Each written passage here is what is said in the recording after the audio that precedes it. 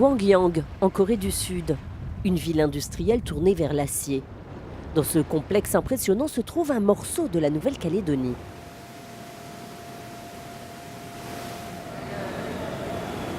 Ben voilà notre usine calédonienne en Corée du Sud qui produit notre ferro-nickel d'origine qui vient de chez nous. Robert Waminia est ingénieur de production pour la SMSP. Depuis un an, cet ingénieur kanak fait partie des 270 salariés de cette usine. Il est ici pour superviser l'arrivée du minerai de nickel qui provient exclusivement de Nouvelle-Calédonie. Moi, c'est une fierté de voir ça, une très grande fierté de voir ça.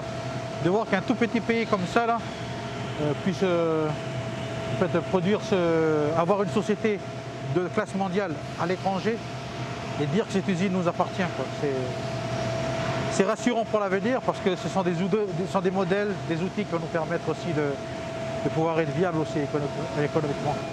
Car cette usine appartient à 51% à la SMSP et donc à la province Nord. Depuis 2009, elle a rapporté près de 10 milliards de francs de dividendes à la SMSP.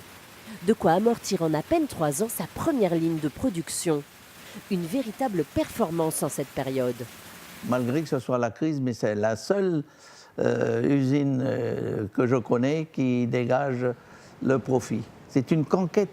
Nous sommes installés chez eux. On n'a pas de nuisance industrielle, mais on touche les revenus qui est dégagé par l'industrie de nickel.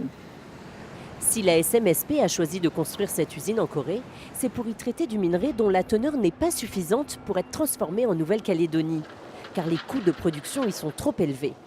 Mais en Corée, sur ce complexe industriel qui appartient au géant de l'acier inoxydable POSCO, les infrastructures existent déjà.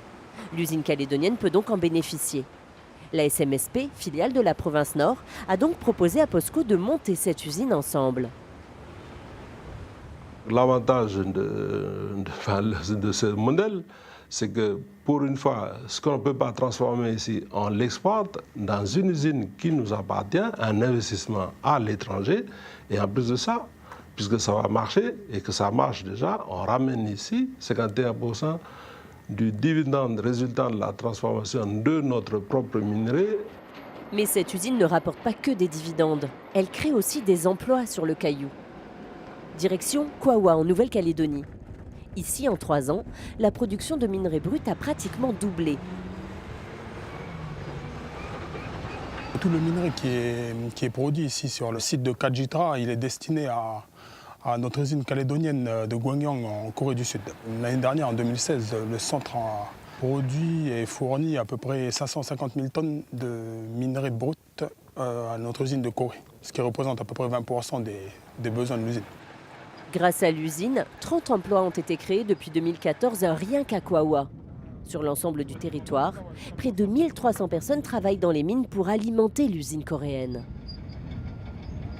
Cette usine, elle est ouverte à tous les mineurs de notre pays. Pour alimenter cette usine avec nous, en le faisant, ils contribuent à la construction d'une richesse pour la Nouvelle-Calédonie.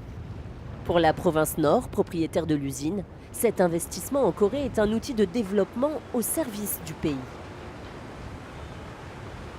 On a une ressource naturelle, donc économique, qui intéresse l'économie mondiale. On veut la valoriser au mieux, cette ressource, ici comme à l'extérieur, selon la même approche, pour permettre à la Nouvelle-Calédonie de disposer de cette ressource financière pour lui permettre de financer ses équipements, ses infrastructures et la création d'activités et satisfaire aux besoins de sa population. Et c'est ça d'abord l'essentiel. En Corée, l'usine monte en puissance. L'an dernier, elle a traité 3,5 millions de tonnes de minerai calédonien et produit 47 000 tonnes de ferro-nickel. En réalité, notre usine est la plus compétitive du monde, tant sur les quantités de ferro-nickel produites que sur la qualité.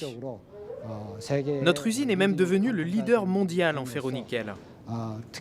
Et en 2016, malgré des conditions de marché difficiles, nous avons même fait du profit.